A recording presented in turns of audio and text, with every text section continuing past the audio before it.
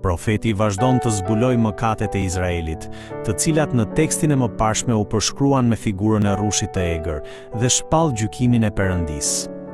Njerëzit jetojnë në gënjeshtër dhe në mëkat, duke menduar se Perëndia nuk do t'i gjykojë.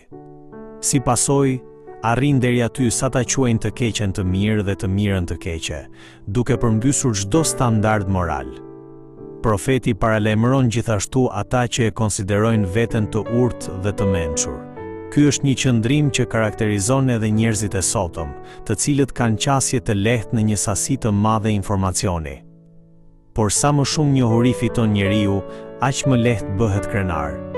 Në fund ai shpërfill standardet që Perëndia ka vendosur dhe zhytet edhe më thellë në prishje.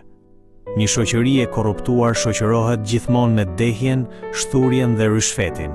Prandaj profeti përsërit vazhdimisht një shprehje, mirë ata, duke paralajmëruar gjykimin e Perëndisë mbi këto mëkate. Perëndia do ta gjykojë Izraelin duke thirrur kombe të largëta si mjet të gjykimit të tij. Kjo do të thotë se gjykimi do të vijë përmes kombeve që Izraeli nuk i kishte konsideruar kurrë si kërcënim. Me fjalë të tjera, gjykimi fillon nga një drejtim krejtësisht i papritur.